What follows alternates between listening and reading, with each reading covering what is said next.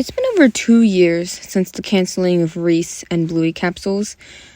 That might be a name some of you may recognize, whether you went back and watched all my videos from when I was in the fandom, or you were there when I was posting them.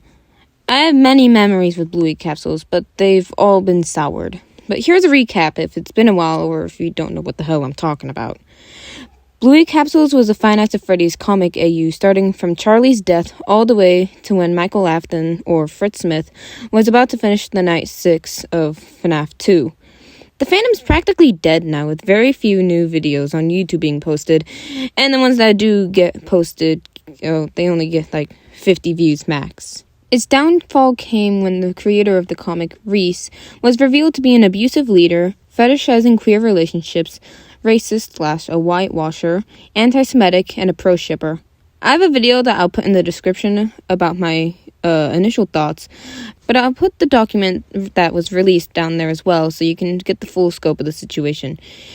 You may also be able to find archives online since it's difficult to find all the pages on the now inactive Twitter account.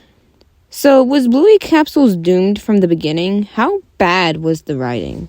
Well, from the start, there was already a lot of problematic factors, even if it started off as a joke. A major couple was Scott and Vinny, and the two were introduced making out at Charlie's funeral. Vinny, a Jewish man, was confirmed to be teaching Michael to steal when he was a kid, and the couple showed no signs at all of even being Jewish. Literally during the bite of 83, the death of, a child, William was wearing a bunny-made outfit, Luna was singing at a party, yes, Luna, the K-pop band, and Fredbear was just high. The entire first part aged horribly, and for being such a serious chapter with serious topics such as trauma and death, the entire part's taken as a joke, up until the last 5 pages. The second volume was when they started taking things a little more seriously, but they still had jokes scattered around in the filler. And there was a lot of filler. The missing children didn't get fleshed out until part 4, and even then it was only Cassidy. For being such a major character, Charlie was just very unseen in this entire thing. There are parts that I will not deny were very well done. The death of Gina was a beautiful scene, I will admit this. It took me 2 years to figure out that, hey, you can see Fritz screaming behind Foxy screaming. Some pages, such as William leading Susie into the back room, Foxy stumbling upon William killing Fritz, and showing the 3 animatronics with the Bozeman children, were all really well done pages, even to this day. The Springlock page will always look incredibly cool to me, and the entire sequence with Phil finding the missing children played out pretty realistically. I also really liked the page that Vinny got shot, and that was also really well done. However, a lot of this is mostly due to the artists on the team, so all the credit goes to them. Volume 3 is where they really locked in. The comedy level went from about a 5 to a 2, and it was much more serious. There was a few sequences with really good dialogue, such as the picnic scene, but overall, the dialogue in this volume feels almost robotic at some points. I did enjoy the friendship between Dave and Phil. Read the document. And some of the interactions between them felt pretty genuine. But there's just so much filler. Michael isn't even seen after Henry took the research. Again, another beautiful panel. And is only seen twice. The comic itself jokes about how unseen he is during the last 3/4 of the volume. And one of his appearances was a cameo.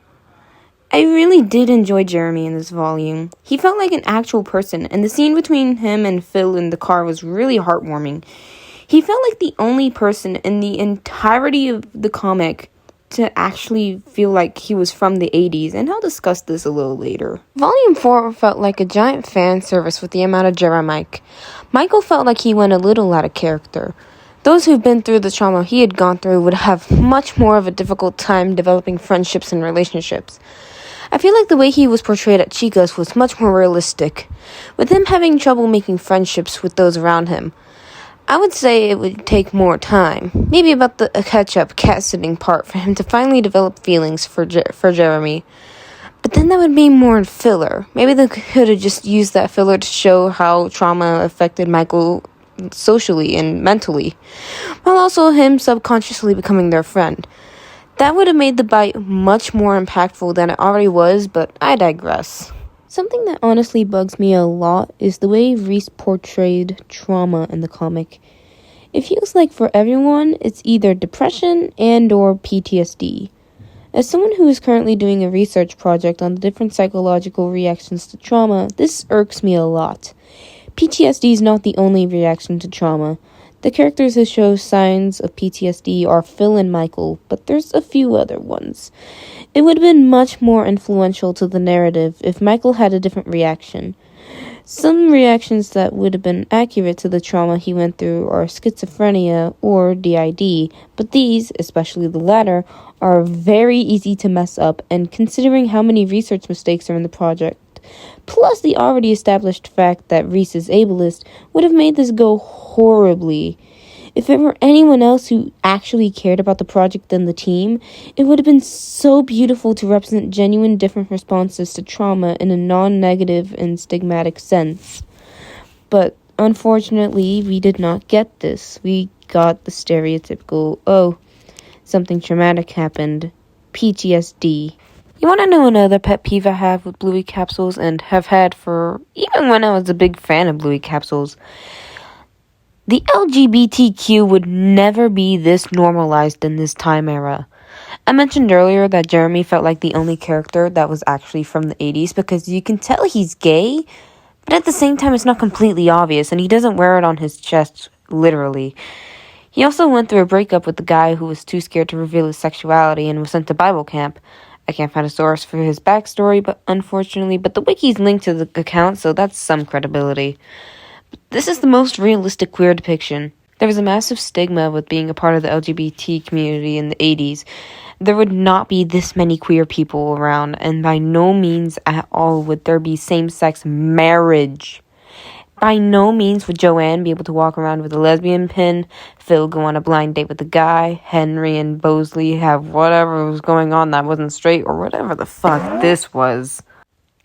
I don't really want to discuss the community. I've mostly forgotten what it was like due to time, but I do remember they got way too attached to the characters. You joke about the bite of 87 and someone would send something borderline death threat. But I'm not going to talk about that. I'm too scared to talk about what the community was like. And also, I can't bring myself to it. So is Bluey Capsules a good comic? Art-wise, yes. Writing-wise, not really. Research-wise, an even harder no. If you want a FNAF AU, go to AO3, or make your own. If you want trash jokes, don't care about research, and want to kill time, you can read it. Don't support it, though. The character designs are still pretty good, and William Afton's Heart a Hug haunts my William design to this day. Damn you, Bluey Capsules.